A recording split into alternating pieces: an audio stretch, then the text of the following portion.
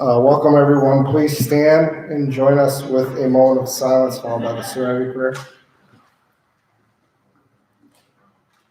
God, grant me the serenity to accept the things I cannot change, the courage to change the things I can, and the wisdom to know the difference. Hi, everybody. I'm Mark. I'm an alcoholic. Welcome to the 7 p.m. Thursday night meeting of the Treasure Map group of Alcoholics Anonymous. This is an open meeting of Alcoholics Anonymous. Before we start, please remember to shut off or silence your cell phones.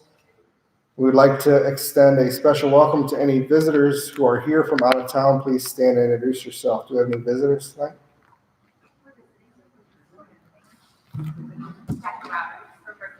Jackie.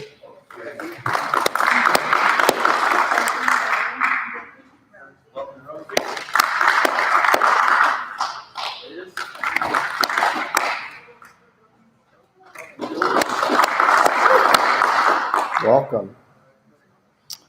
Also, anyone who may be visiting the Treasure Map meeting for the first time, please stand and be recognized. Hey, Matt, welcome.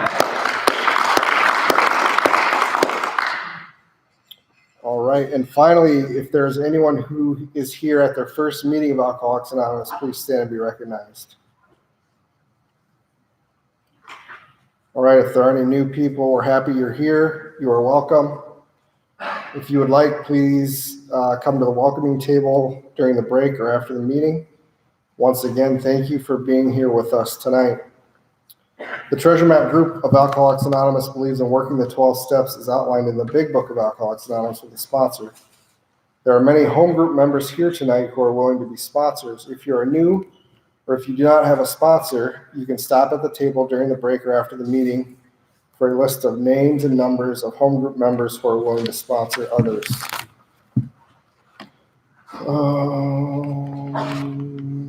Alcoholics Anonymous is a fellowship of men and women who share their experience, strength, and hope with each other that they may solve their common problem and help others to recover from alcoholism. The only requirement for membership is a desire to stop drinking. There are no dues or fees for AA membership. We are self-supporting through our own contributions. AA is not allied with any sect, denomination, politics, organization, or institution. It does not wish to engage in any controversy, neither endorses nor opposes any causes. Our primary purpose is to stay sober and help other alcoholics to achieve sobriety. And now, please welcome Dennis to read how it works.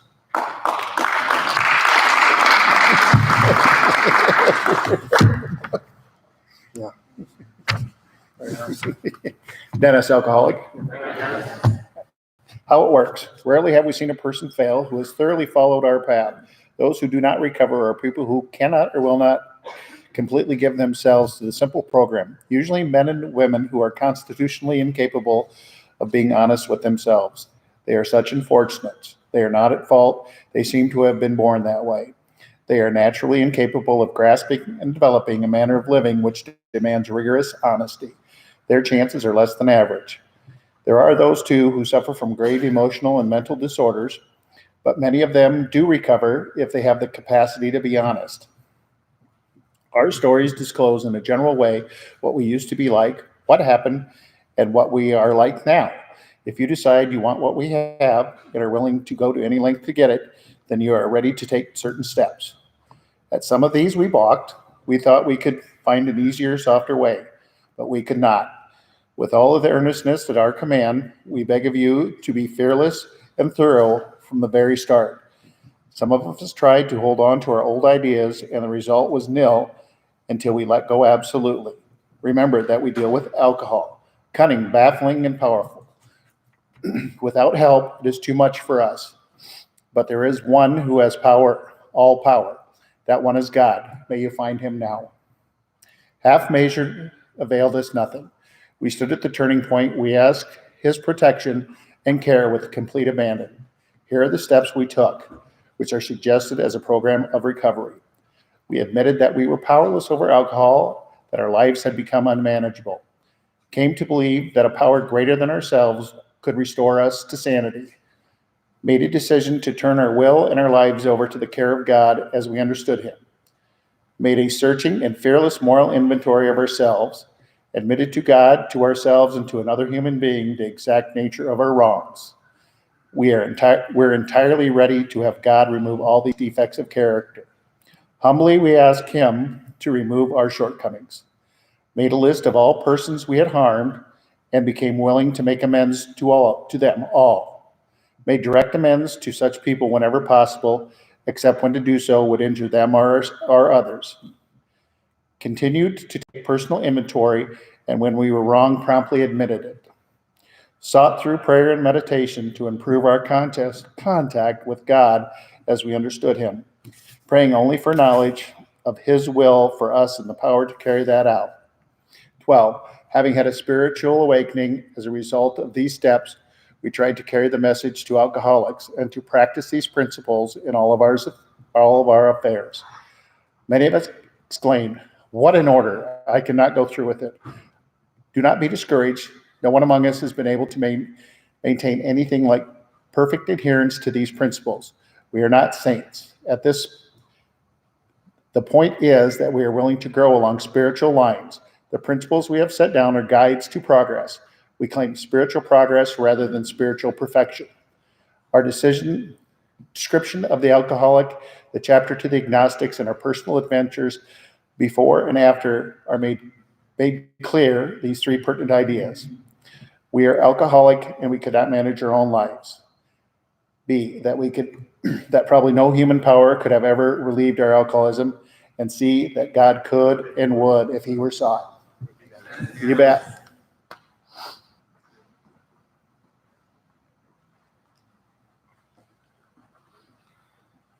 All right, thanks, Dennis. Now, please welcome Shane to read the 12 traditions as we pass the basket. Thank you in advance for your generosity and support. Tradition 7 states that every AA group ought to be fully self-supporting, declining outside contributions.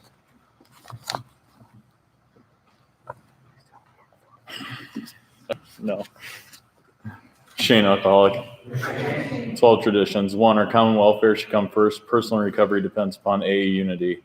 2, for our group purpose, there is but one ultimate authority, a loving God, as He may express Himself in our group conscience. Our leaders are but trusted servants, they do not govern. 3, the only requirement for AA membership is a desire to stop drinking. 4, each group should be autonomous except in matters affecting other groups or AA as a whole. 5, each group has but one primary purpose, to carry its message to the alcoholic who still suffers. 6, an AA group ought never endorse, finance, or lend the AA name to any related facility or outside enterprise, lest problems of money, property, and prestige divert us from our primary purpose. 7, every AA group ought to be fully self-supporting, declining outside contributions. 8, Alcoholics Anonymous should remain forever non-professional, but our service centers may employ special workers. 9, AA as such ought never be organized, but we may create service boards or committees directly responsible to those they serve. 10, Alcoholics Anonymous has no opinion on outside issues, hence the AA name ought never be drawn into public controversy. 11, our public relations policy is based on attraction rather than promotion. We need always maintain personal anonymity at the level of press, radio, and films. 12, anonymity is the spiritual foundation of all of our traditions, ever reminding us to place principles before personalities.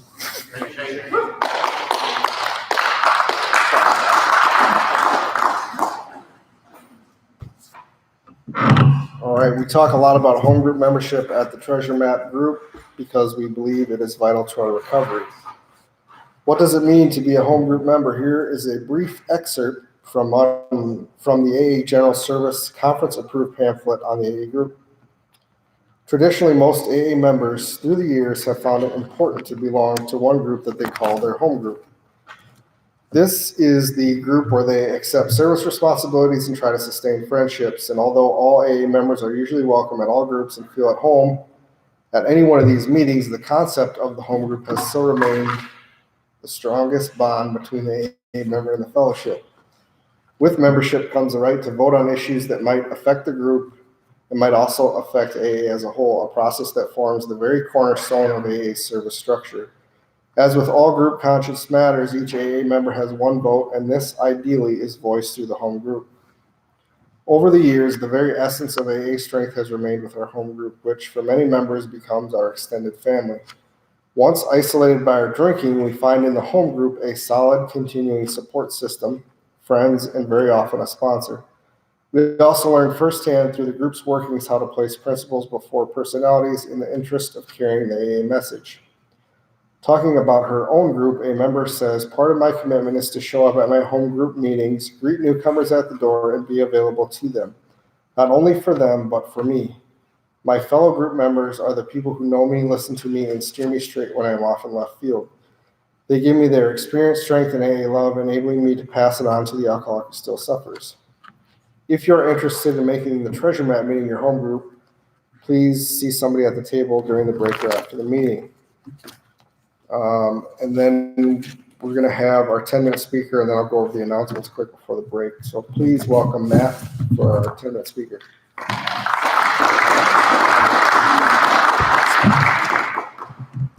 Hi, my name is Matt, and I'm an alcoholic. My sobriety date is December 2nd, 2018, and for that, I'm grateful. So I grew up here in Sioux Falls, South Dakota, to loving parents, but I did have a father who drank pretty consistently every night, and I held off as long as I could to start drinking. I waited until I was 15. And when I was 15, I used to hang out with a bunch of guys. I guess I should say this is what qualifies me as an alcoholic here. I'll tell you what it was like and what happened and what it's like now. So I hung out with some older guys, and because my father drank, we always had a lot of alcohol in the house. And one night my friends were over and my parents were out of town or something. And they're like, "Hey, does your dad have any beer in the basement?" And I was like, "Yeah, he does." I was like, well, maybe a little concerned, but peer pressure. I wanted to fit in and have people like me, which I continue to do to this day. But so I said, "Okay, sure, go downstairs and get some." And he said, "Hey, I'm going to make you this drink." And I don't recall what he called it, but I've never heard anybody who'd heard of this before. But he took a glass, filled it with beer, put a napkin over the top, and then poured vodka into it. And I see some people nodding, so maybe yay. Anyway, so all my friends and I were going to go to a movie, and so I had one of those, and I don't know if putting the alcohol through the napkin made it weaken the taste of it, because I was like, wow, this is pretty gross. But I know that after one, I was hooked.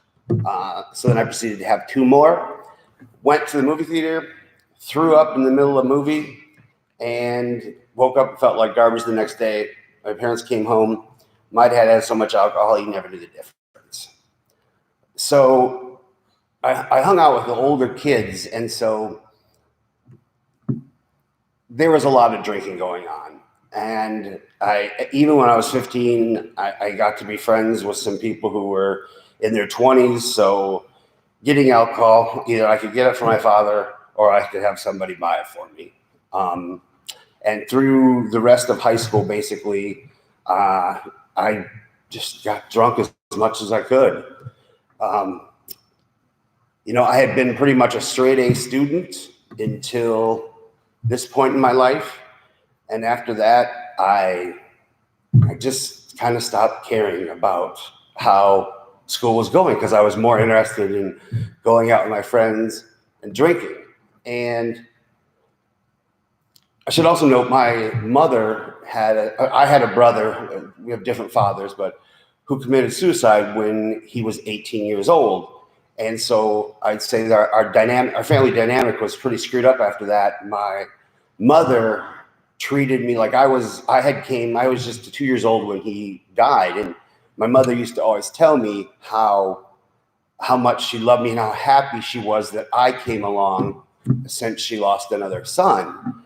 And so already I kind of didn't have my own identity. And so I spent a lot of time with the drinking, and it just kind of goes with that whole, I didn't really feel like I fit in. Like I didn't really know what, like I was a replacement for him.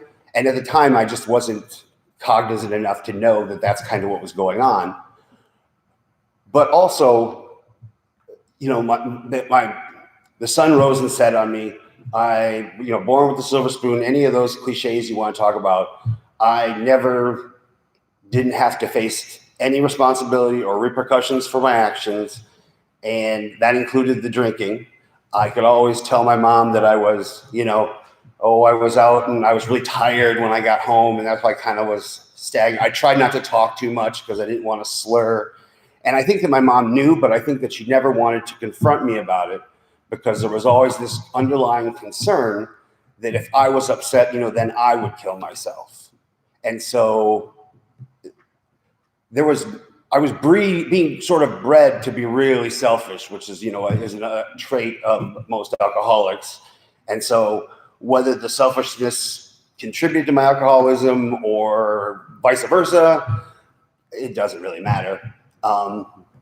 So I never really faced any, I didn't get any trouble. I think I was grounded once in my entire life, and I don't think it even stuck.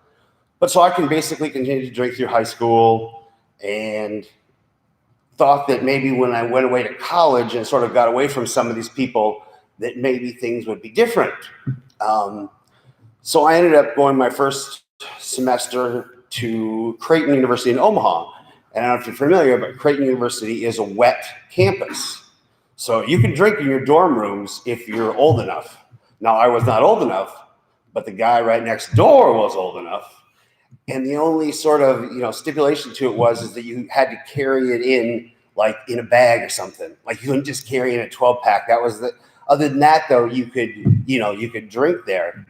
And even though my room was right across the hall from the RA's room, and he only walked in once when we were drinking, but I was just kind of in my bed, just kind of slyly hit it. So that didn't do anything. I ended up going to school there, drinking a lot still. And after one semester, I was like, well, that didn't work. I didn't really escape that. I kept trying to find ways that I could escape from the drinking, but in the end, I was always the one who was there.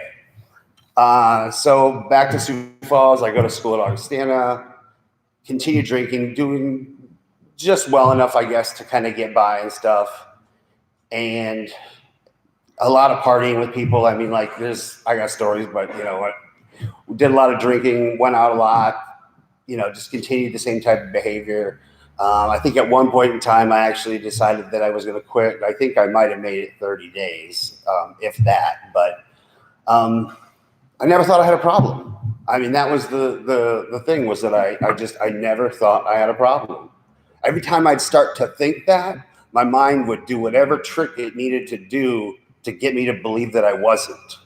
And I had a friend through a lot of college and a while after that who I thought had a drinking problem, and whether he did or not, that's irrelevant. But I could always focus my time on him. And wow, maybe we do something so that he's not drinking because he's got a problem with alcohol. And it was actually at this point in time, and I couldn't tell you exactly when it was, that I actually went to my first AA meeting. And I actually went with him because I was, quote unquote, being supportive of him. And I remember we went to a meeting at Southside, and I did not like it. There was way too many people there. It took me many, many, many years because this probably is when I was in my 20s, and I'm 47 now.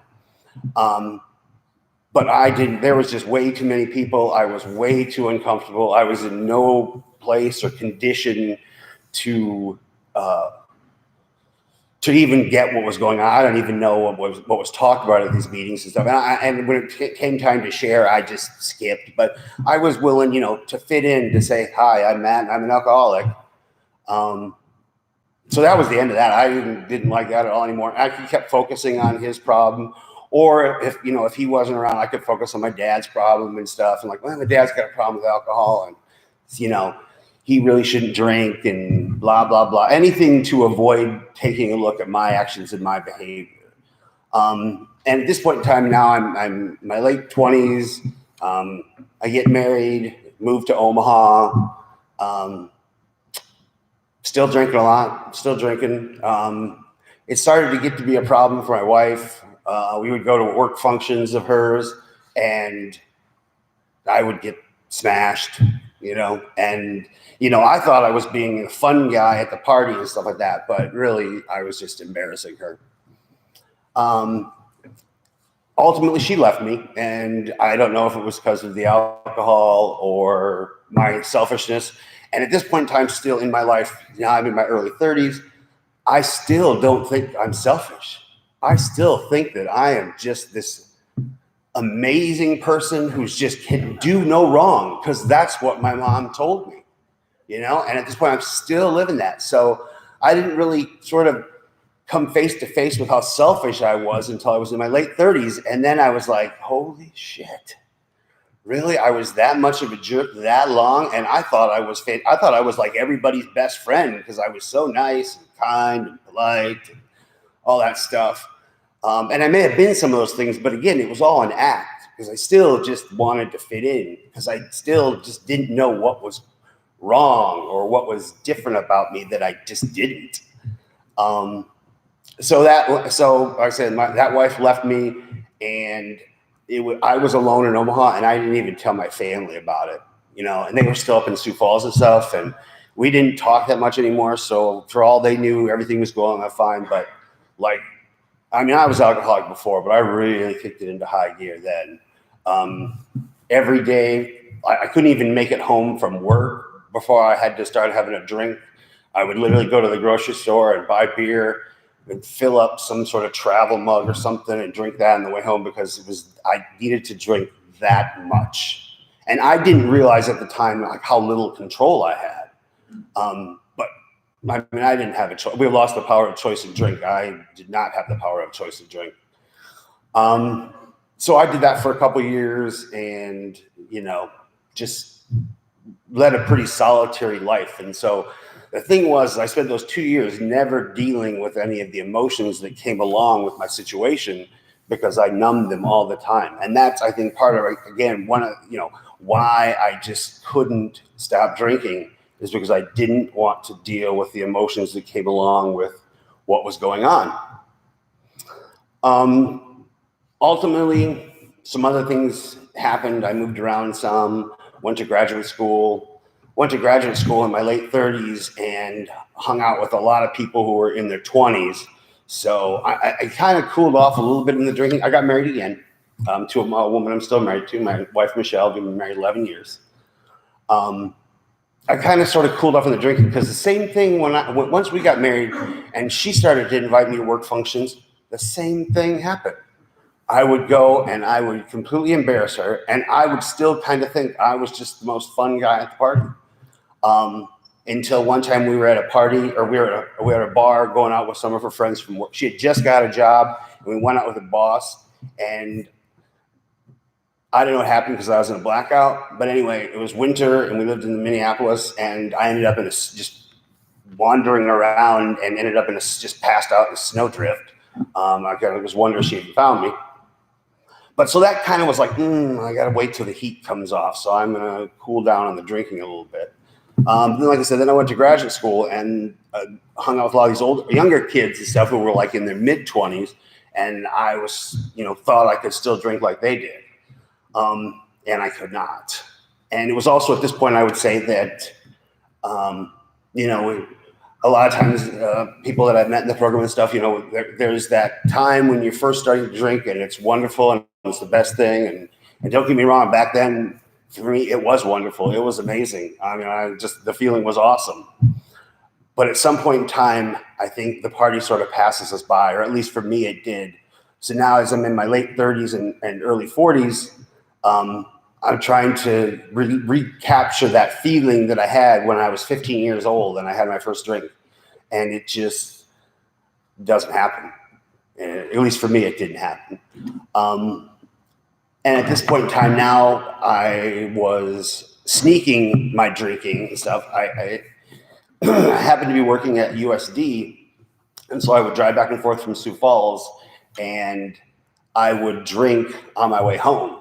So I didn't drink when I got home, but I would chew 800 pieces of gum or breath mints or mouthwash or whatever it was. But that was when I could sneak my drinking. And of course, it kind of wasn't enough. And so one day I finally decided to take the afternoon off and left work early, came home, drank all afternoon, passed out, and I left all my cans and bottles around the house. And my wife got home and was like, I had told her I was leaving work because I was sick. So it was this point that, okay, now I have to look a little more closely at what my situation is and where I'm really at. And I think over the last few years, I started to more and more, I would think, well, maybe I got a problem. But then I would, whatever I could to, again, shut that out, because I just did not want to accept that I was an alcoholic. In large part because I didn't want to accept that I was like my father. And so at this point, again, to kind of make things, to ease some of the tension, I'm like, okay, I'm going to go to AA. And I went to my first AA meeting, first AA meeting, on December 31st, 2013. And so it was New Year's Eve, and I went to this home group, or it used to be a home group quite a long time ago, up in Hilltop. And there was like 7 people there, and it was crappy weather outside, and I just was like, this is awful. Like, I'm like, this is it. My life's over. I can't.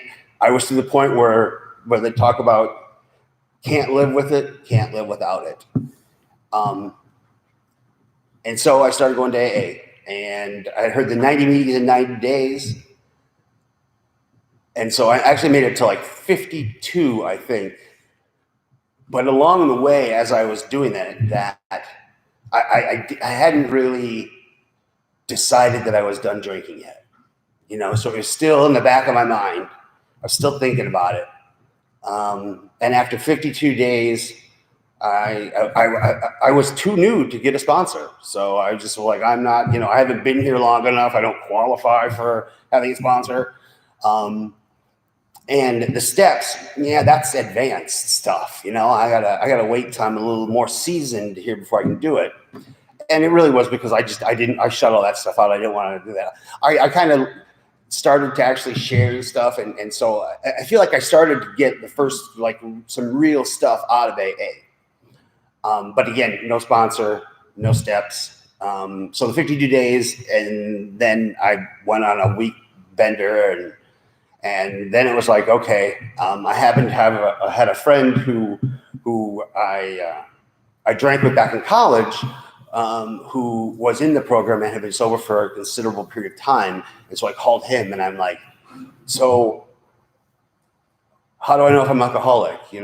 Is there a test you take or something? And if I get so many points, and he's like, dude, that's for you to decide. And that was the first time I'd ever heard that. I thought there really was some sort of test on a piece of paper I could fill out, and depending on how many points I scored, I would be considered an alcoholic.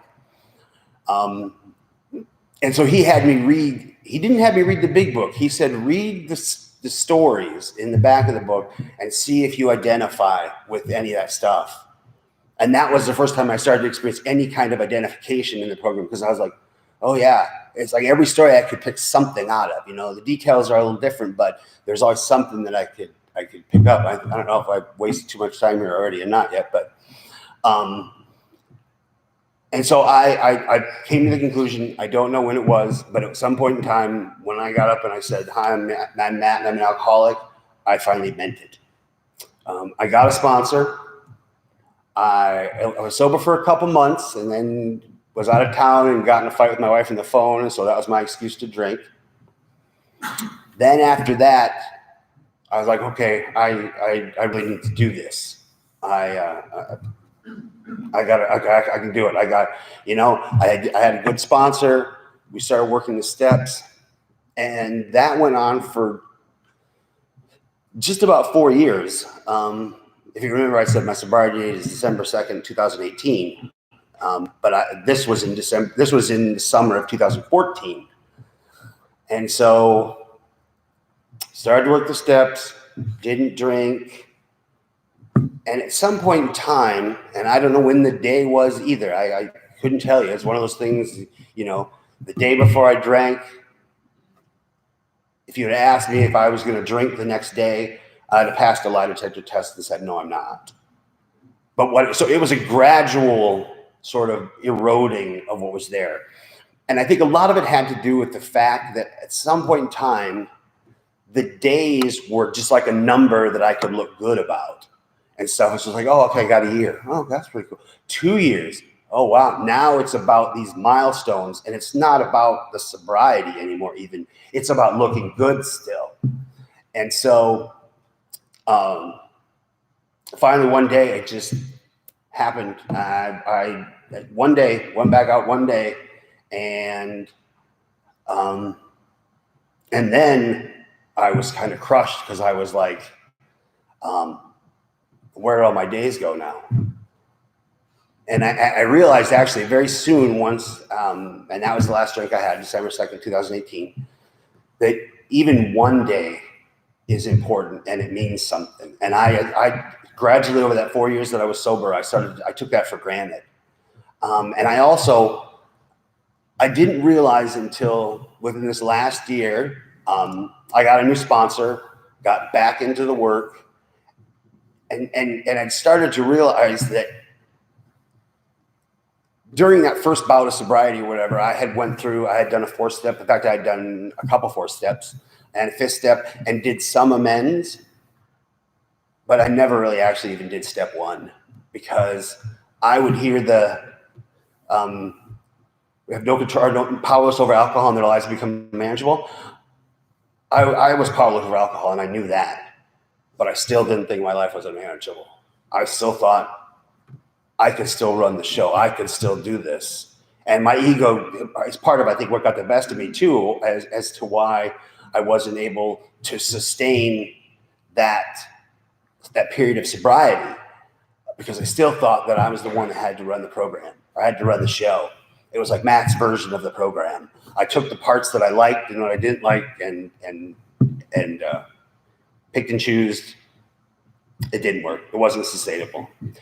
But now, like I said, I got a new sponsor. I jumped back into the steps, working through the amends, coming to meetings like this.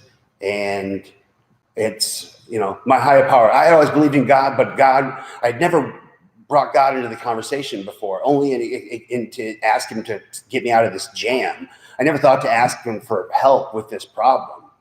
And so what a difference now, giving the steps, digging into the book, and following, because the information is all there, the directions are all there.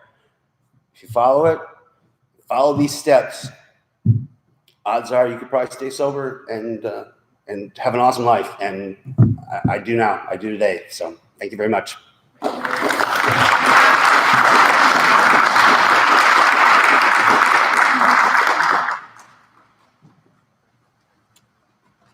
Okay, just a couple announcements here. Oh, man.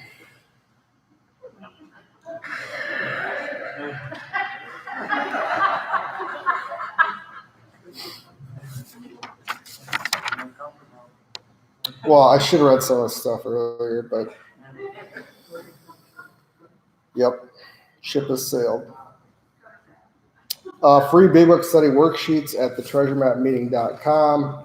Many are using these sheets to assist with their own personal Big Book studies, complement sponsorship duties, and step work. These sheets should not be considered as the final word on the Big Book, only a guide that has been helpful to us. We realize we know only a little. Area 63 Winter Assembly is February 8th through the 12th in Fort Pierre. Area 63AA.org has more details. The 31st annual Sioux Empire Roundup is March 13th through the 15th at the Ramkota in Sioux Falls here. And the District 5 Corrections and Treatment Committee is looking for individuals to run meetings at the Minnehaha County Jail, the Work Release Center, and the South Dakota State Penitentiary. A background check is required, as well as a minimum of 3 months of continuous sobriety. If you're interested, contact Matt M. His email is matt@mcexpert.com. And then there's more regional events flyers on the table here. Check it out at the break, and we'll take 10 minutes, and then we'll hear from Jackie R. Thanks.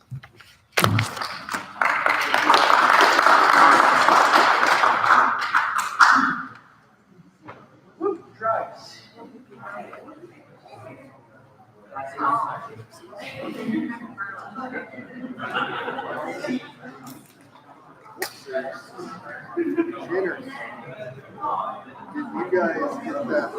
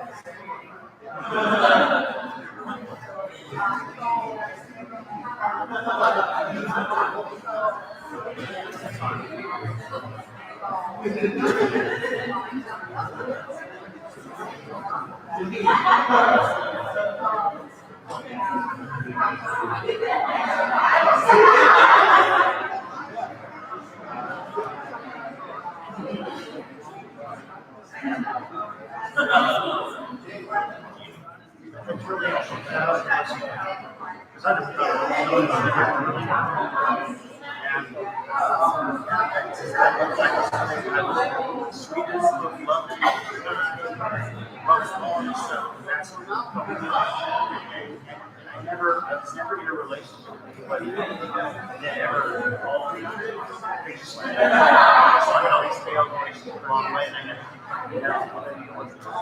I never was like, well, what's the common denominator in all these relationships? I don't know, what are the, I was just like, what's wrong with her? What's wrong with her? Well, I'm just like, yeah, I must do something wrong. Exactly. I go, how did I get so love? Because I didn't even get into it, but the whole other side of my story was if I don't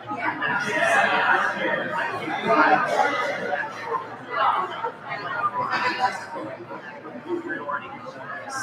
You know, like I've heard said like that before, and I think that's right.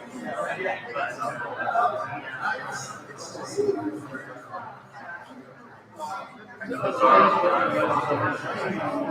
Yeah, well, yeah, that's what I like with my drinking and stuff like that. I literally have to change the subject in my head when I started to look at it. And that was easy to do when I was my first time. I was just like,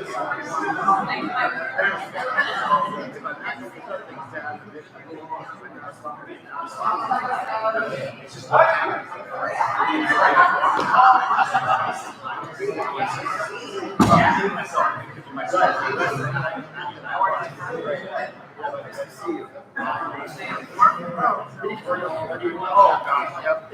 Yeah. Standing reservation.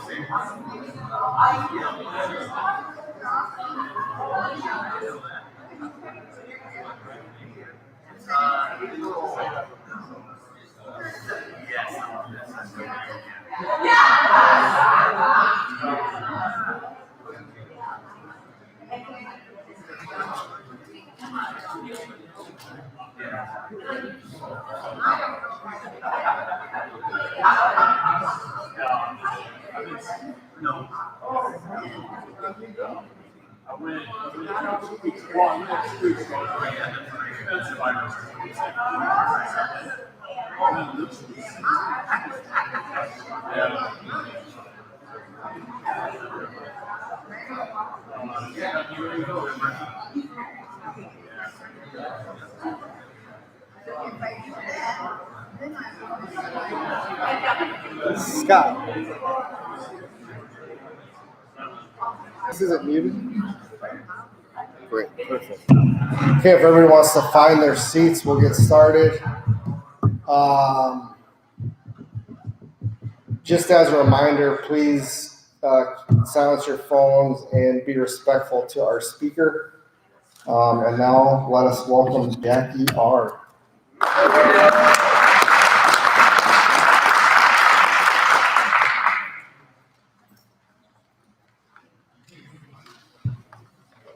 Good evening, everyone. My name is Jackie Roberts. I am an alcoholic.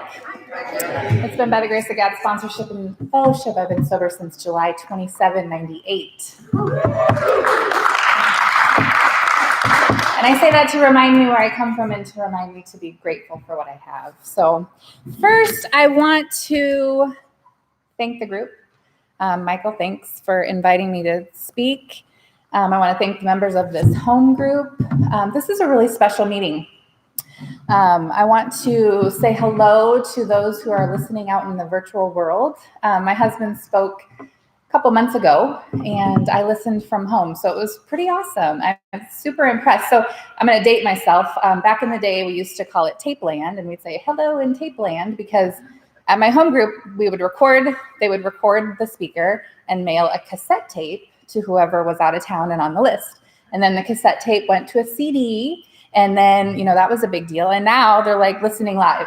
So hello to everybody in the virtual world. So the reach of this meeting is pretty amazing. All of you guys sitting here is awesome. And there's hundreds of people out there that I know listen. So it's pretty impressive. And I want to thank everybody for making that happen. I also love the emphasis on home group. I don't hear that a lot. And it's been so important in my sobriety. And I'll share that a little bit when I share with you, but just a really neat thing going on here, and I'm honored to be a part of it tonight. So thank you for that. So I got sober when I was 21.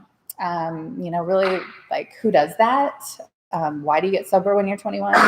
But that was my bottom. And I look back, and I truly believe that God puts people in your life at the exact right time. And that was all that I could handle, So my mom had gotten sober when I was 10. So I had Alcoholics Anonymous and her example in my life. So when I was 10, I really, back up just a second. So, 5 to 10, when I was like in my preteen years, like I was living my best life, right? I had no parental supervision. I know she's listening tonight. She's probably like, oh, I hate it when she shares this part. But that up to 10, like literally living my best life, just doing what I wanted to do. Nobody cared, it was, and then she got sober and like we hit the brakes, and I had this full-time parent, and life changed. But life started to change in a pretty amazing way. I saw the fellowship happening in her life. There was women, there was always women, and there was love, and there was laughter, and there was light, and I hadn't had that prior to then. So even at that young age, this little seed had been planted about whatever's going on with this group of people is pretty amazing, and I want what they have. I couldn't have never put that into words, but I wanted to feel the way I thought you felt. So when I was young, in those years, she would take me to roundups, and I am from Omaha, Nebraska. And so we would always go to the Cornhusker Roundup, and I would help her serve coffee to all these thousands of people and all the smoke in the room. I just thought it was the coolest thing in the world. Like, this is amazing. And then it came a point when I started to not want to be around any of those people because they all had my number. They could see right through me. And so I slowly started to disappear from her and her people because it was very uncomfortable for me. But, and they always knew what was going on with me. And they always said, we're saving you a seat, which made me so mad. Like, don't save me a seat. Give it to somebody else, because I'm not coming to sit in your seat. I don't even know what that means, oh, honey, we're saving you a seat. I think that was when I, learned about resentment, maybe, because I just really hated them. So, fast forward, and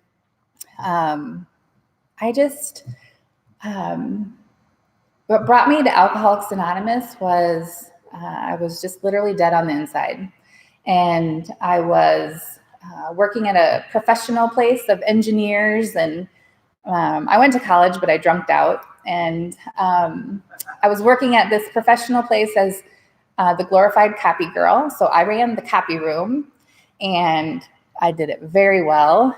But once a month, on the first Friday of the month, this professional environment would have a keg party.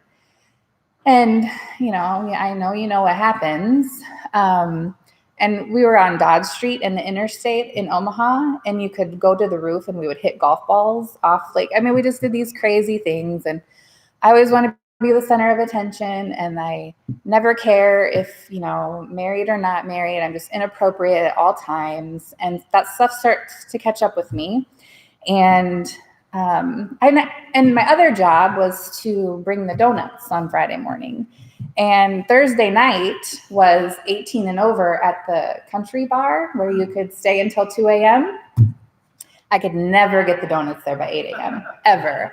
And I would go to such lengths. I'm not kidding you. One morning, I was driving to work with the donuts late as usual, frantic because one more time I'm late and I'm probably going to get fired. So I threw the donuts on the floor, and I rushed, I pulled into the parking lot, and I'm like, I got rear-ended. I just made up this whole story about getting rear-ended, and the donuts were all askew, and my car was perfectly fine. I mean, just these crazy things that I, looking back, so ridiculous. So anyway, my boss at that time, we had an EAP program, and she said, I think that you need to speak to somebody. We don't want to fire you, but you can't continue doing what you're doing. And so I called this counselor, and I said, I need to talk about my mom's alcoholism and the effect it had on my life, and the fact that I cannot keep a boyfriend. And I'm sure this woman on the other end laughed, like, okay, honey, just come in and talk. And so I got 8 sessions free. And went and lied the whole time because I'm constitutionally incapable of being honest with anyone. And for whatever reason, that 8th time was peeking around the corner, and I was going to be done with this counseling, and I wasn't feeling any relief. I wasn't seeing any success at the end of this. And I'll never forget the Sunday. I had an appointment on a Monday afternoon at lunch, and I was laying on the couch, and my friends had called and asked me if I wanted to meet them out, and I didn't have the energy to go out, but I didn't have the energy to stay in, and I just, it was that moment for me of like, I can't continue to live this way. And that Monday was Monday, July 27th, and I went to that appointment and got honest for the first time. And previously she had suggested meetings, and I was like, no. And there's a central office in Omaha, and she said, why don't you go to the central office and get a big book? And I was like, no, because somebody might see me there. And what if they think I'm an alcoholic? So that all of that was out of the question. But for whatever reason, I got honest that day, and I left that meeting, and I called the only person I knew in Alcoholics Anonymous, and that was my mom. And so, I can't get emotional already. So she says she had been waiting for that phone call, and she treated me like a newcomer, like, okay, I'll pick you up at 7, bye-bye. And I was wanting the oh, are you sure? Maybe it'll be okay or something, like, no, pick you up at 7, see ya. And I just I never want to forget how I felt that day. That was a little bit of a surrender, my very first surrender, that was nothing to do with me. But willing enough to take an action to get some help. So that was noon. And by 5 o'clock, I'm like, I have totally overreacted. Everybody hold the phone. I do not need to go to a meeting. Forget all that stuff I said about alcoholic, never mind. But a good old AA member, there she was to pick me up, and wasn't letting me get out of it. So I was assigned my first sponsor that night. I had no idea what a sponsor was. I was absolutely not interested in any relationship with a female whatsoever. And she just said, call me every day for 30 days. And I was like, oh my God, what is happening?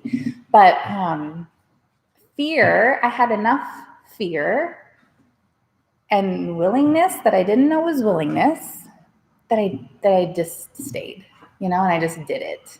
And she gave me her phone number, and I called her the next day. And I met her at a meeting. And again, God puts people in your life exactly when you need them. She is not anybody I would have walked up to on the street and spoken to, never in a million years. And she was exactly what I needed at the right time. And so I went, and I am one of, I came to Alcoholics Anonymous and I stayed. I had to this day, in the grace of God, I have not found it necessary, any reason to go back out. And fear kept me here long enough for the miracles to start to happen.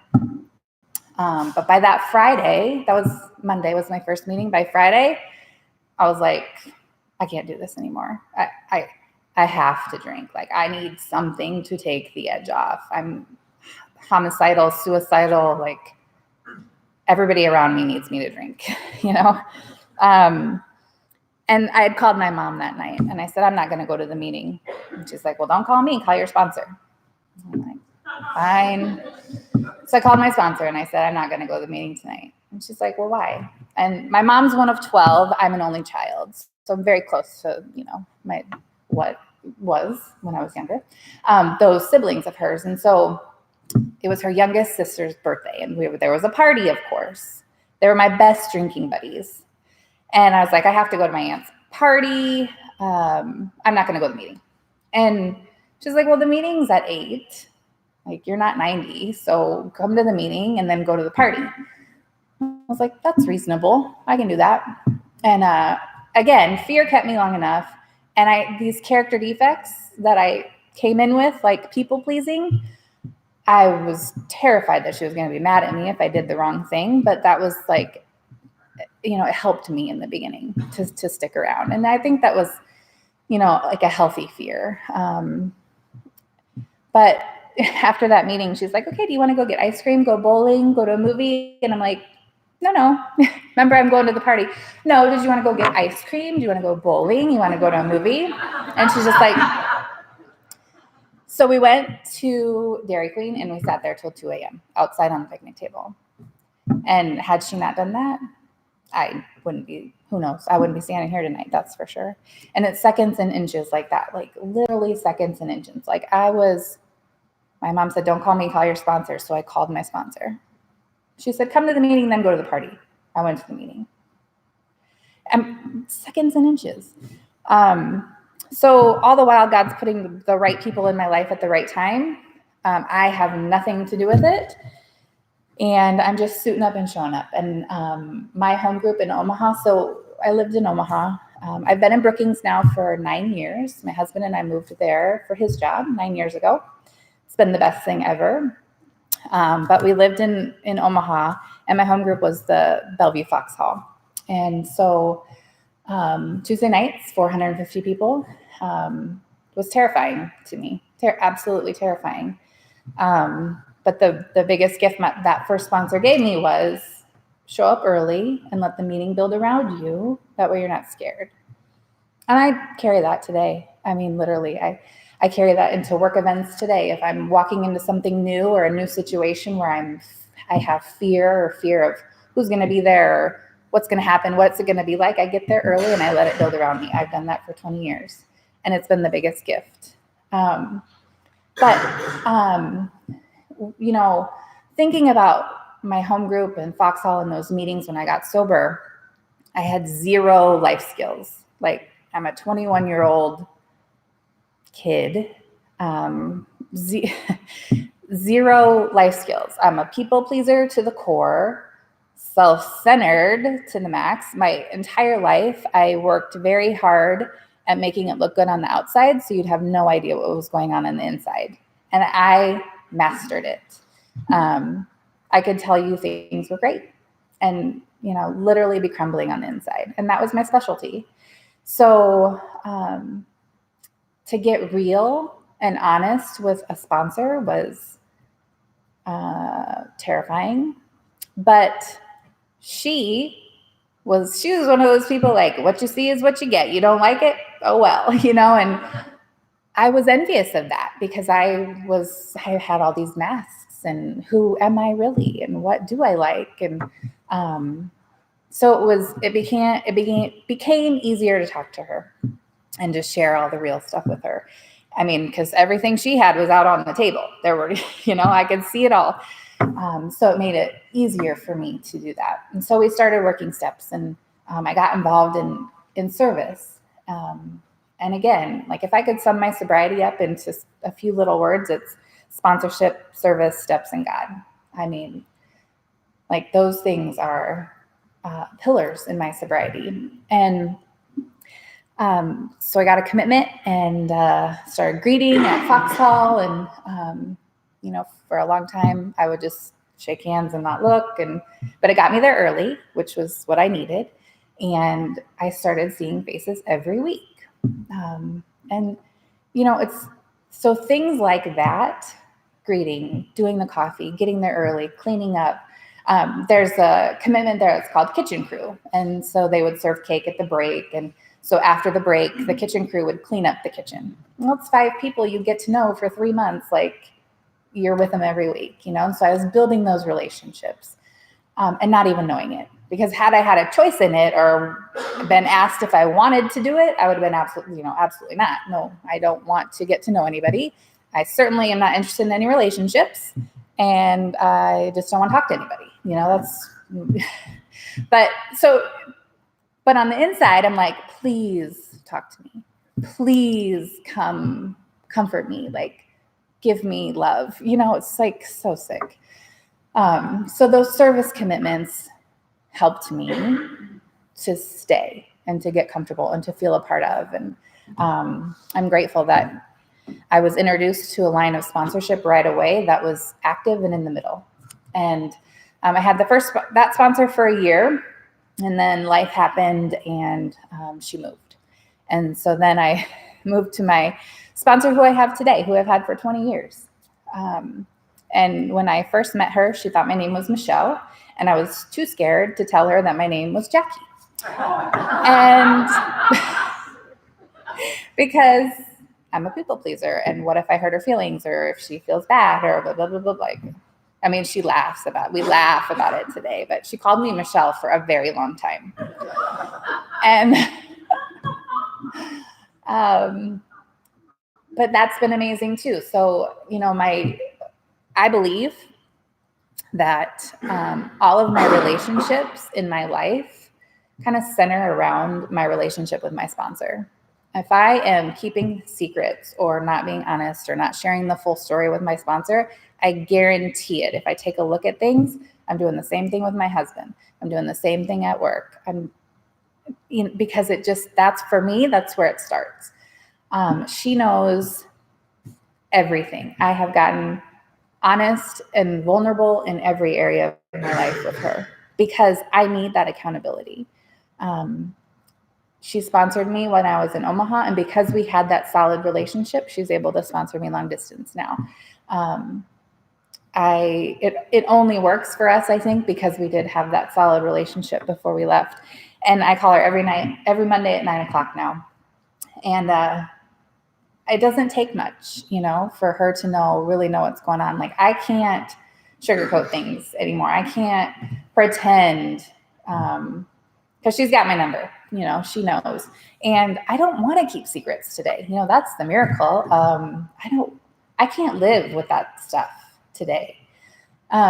So back up a little bit, service work and involved in the line of sponsorship that's very involved. And so she'd be on a committee and she'd say, oh, I'm doing coffee at this roundup, which means so are you. And so we do coffee and we do food and we do all these things at all kinds of different events and serve it. I'd go to area meetings with, my mom was involved in service too. So I'd travel with her. And I think that's where I really learned my favorite thing in the fellowship is to road trip, fill my car and road trip. If you know me, I'm like, that's what I do all the time. Let's fill it up. We're all going. If I'm going, you're going, let's all go.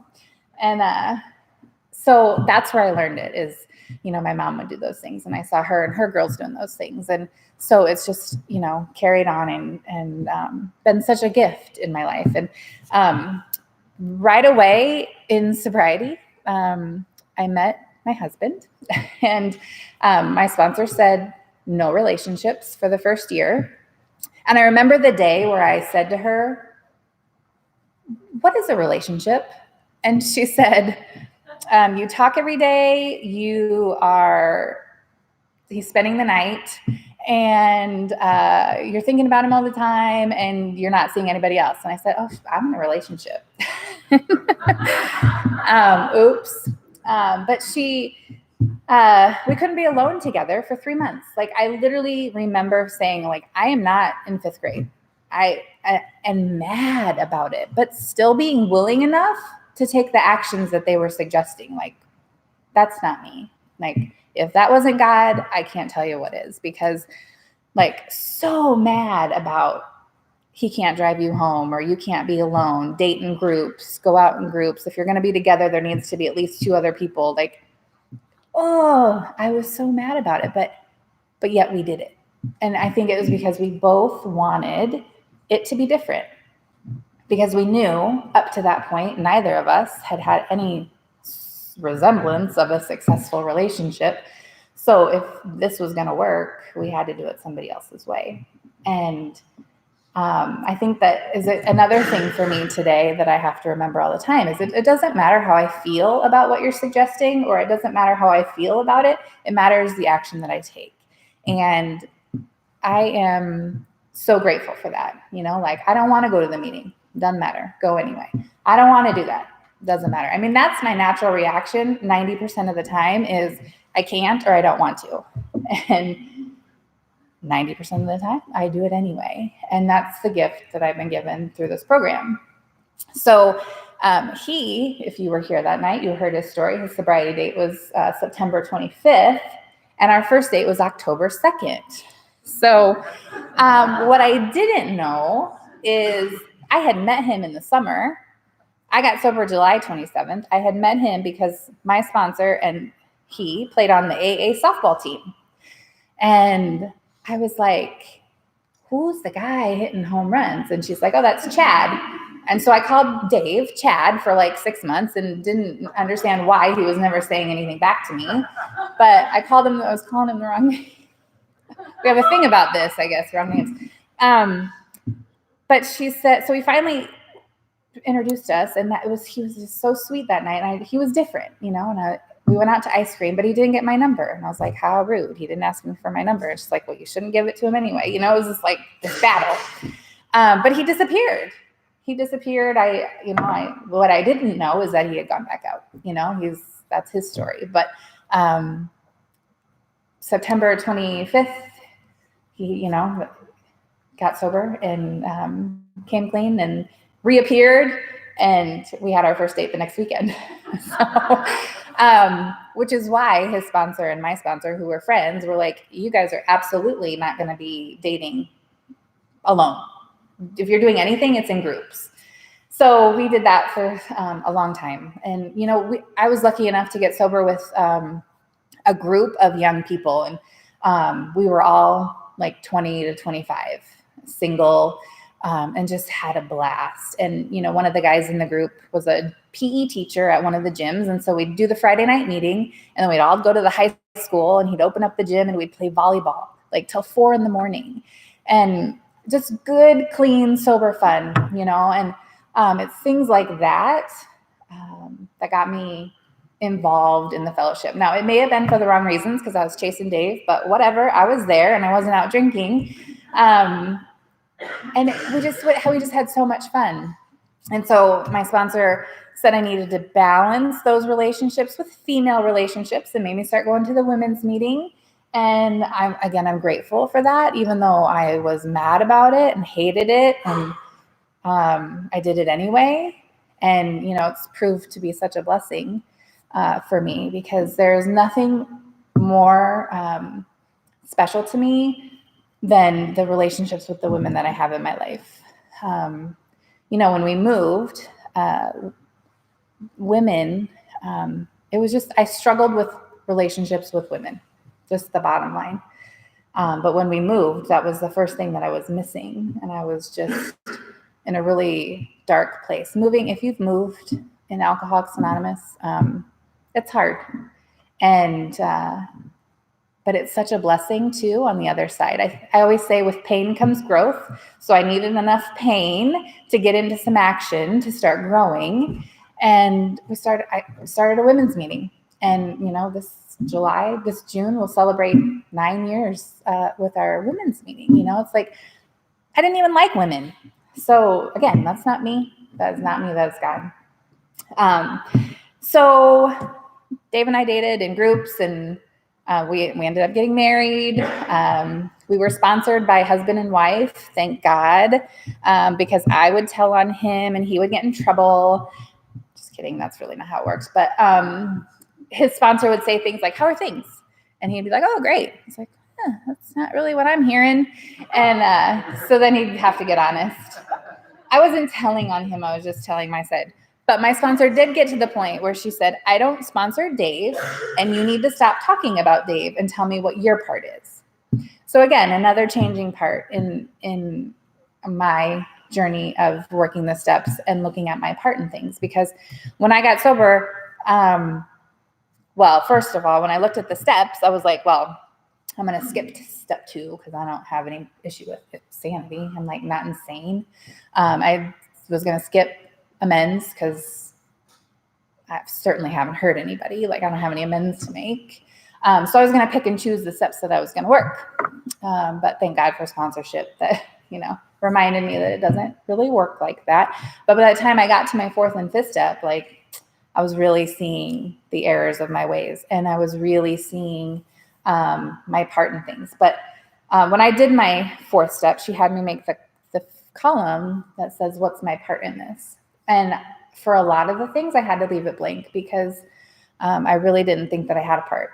And I couldn't see my part because I don't have any character defects. I don't have to make any amends. Like, certainly I don't have a part in this. But after that exercise of doing that, it became very clear to me what my part in things was. And again, that's one of the biggest gifts I have today, is to be able to immediately, in a situation, stop. If I'm upset or frustrated, I can immediately stop and reflect.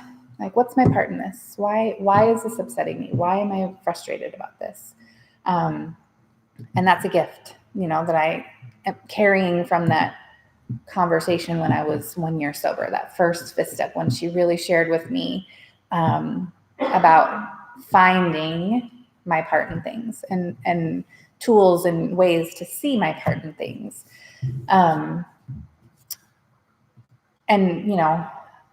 I obviously interact with people on a daily basis.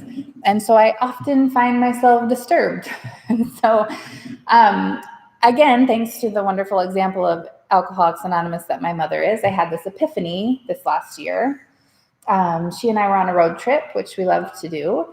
And she has an amazing sponsor. And she was sharing some of the things that her and her sponsor were talking about our ultimate goal is to not be disturbed. So, on page 417, I'm sure you've all read it, the part about acceptance. Acceptance is the answer to all my problems today. When I am disturbed, it's because I find some person, place, thing, or situation, some fact of my life unacceptable to me, and I can find no serenity until I accept that person, place, thing, or situation being exactly the way it's supposed to be at that moment. So my ultimate goal in my life is to not be disturbed. And so how do I do that? Not me. I can't say to myself, Jackie, don't be disturbed about that. That's like, Jackie, stop drinking. It just doesn't work like that. That is where I need God. My relationship with God has been quite the journey. The first 3 or 4 years of my sobriety, I felt like I was getting it. I would sit in meetings where we talked about the 3rd step or we talk about God, and I'd want to crawl under the table because I was not comfortable speaking about it. And I really wasn't comfortable hearing you speak about it. And I didn't want to go to church, and I didn't want you to jump me to Jesus. And it just didn't sit well with me. I always believed that there was a power. Like, I had this fundamental belief that it was all going to be okay. So I believed something, but I just didn't want to talk about it. I didn't want you to talk about it. And it made me very uncomfortable.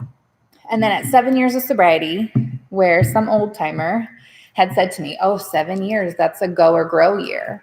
And I remember thinking, I don't want to go. Like, I need to grow. And so, of course, I went to my sponsor all naive, like, I can't go, I need to grow. And what do I need to do? And she's like, I have no idea. Get on your knees and pray. And so there was a series of events that happened in my 7th year of sobriety where there was a handful of women that I had the opportunity to sponsor. I had some service commitments. I was doing this jewelry business where I had to speak about a topic related to God. And so all of these things came together, and I had this like amazing spiritual experience. And at that moment, I just knew that my relationship is my relationship, and it's there if I want it, and it's time for me to start relying on it.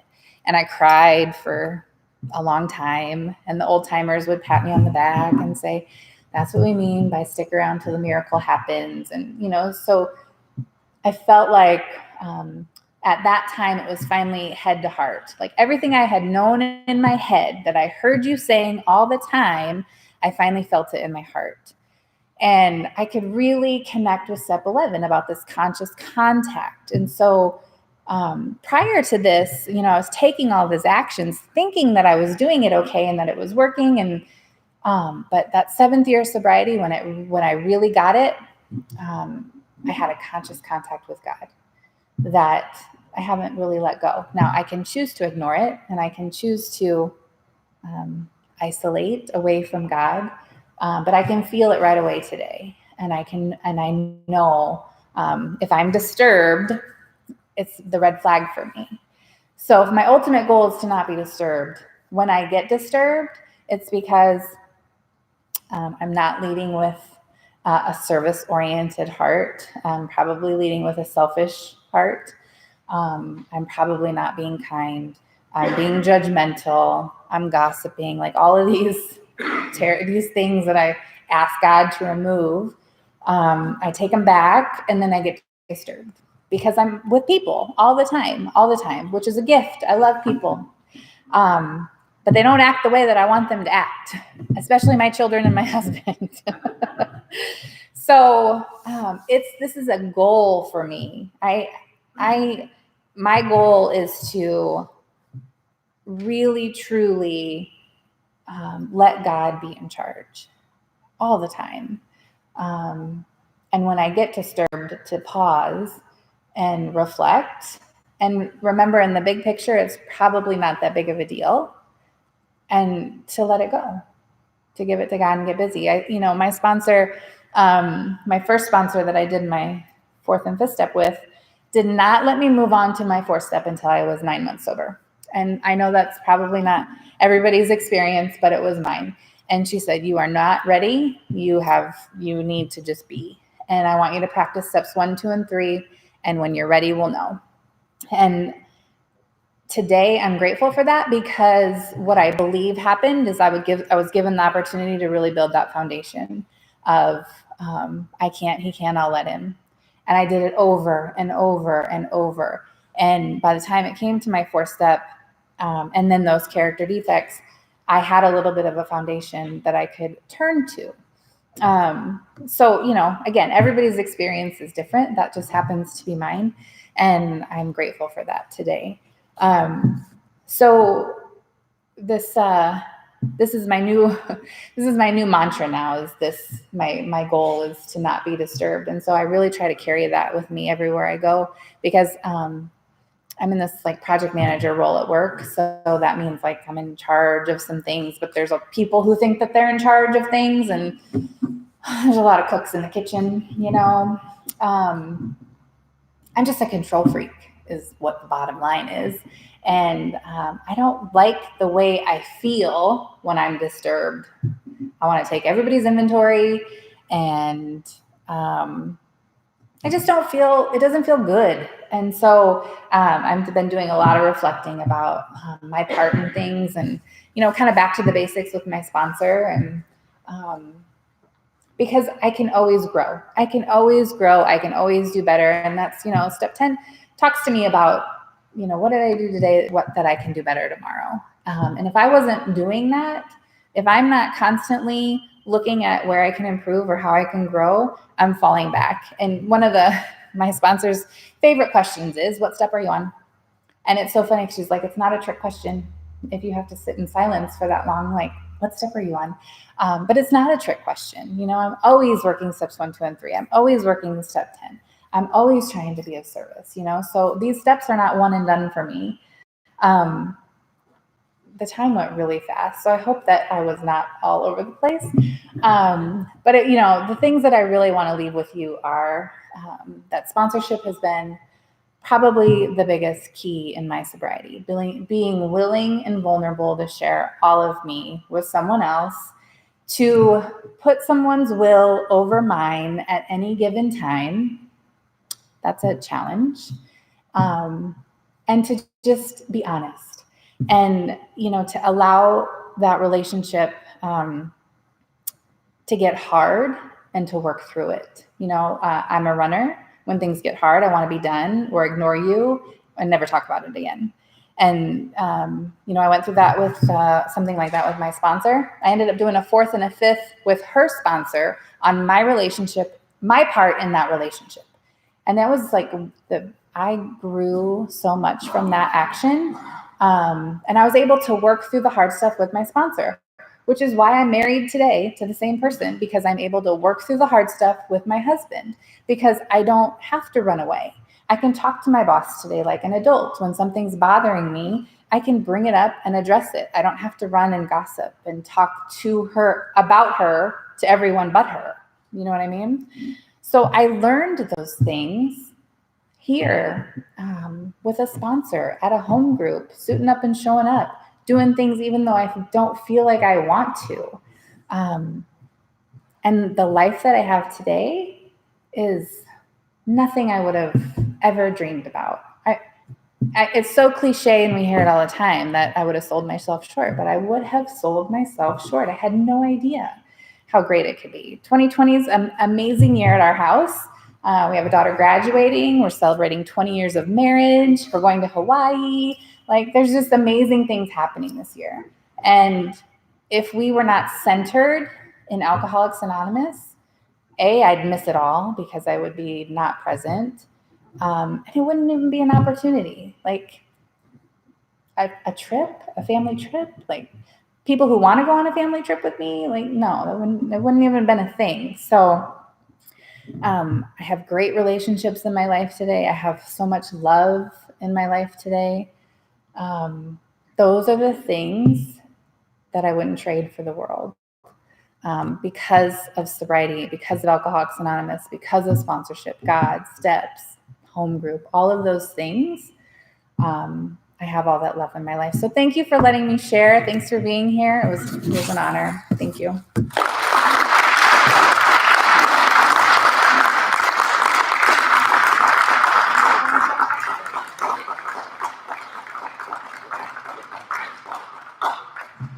All right, thank you to Matt and Jackie. And if you would, Matt and Jackie, please come up here when we close so everybody can thank you.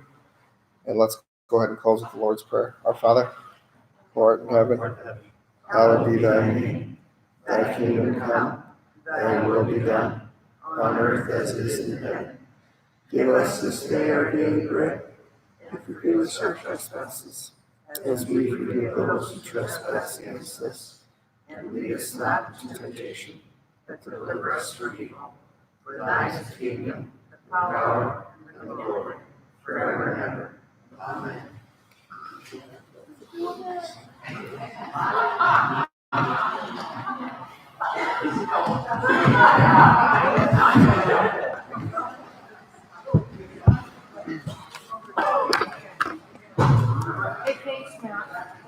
Good to see you out. I set this right here. Actually, I got the boot last Friday. I have a friend that's in prison. It's kind of a hard Thanks, Shane. for her. Hi, Your reading was impeccable. Jackie. I'm Jane. It was so nice to hear you, and I love your book. Tell your guy. I didn't read the number. And the whole ensemble's looking Am I? great. Yeah. Seriously.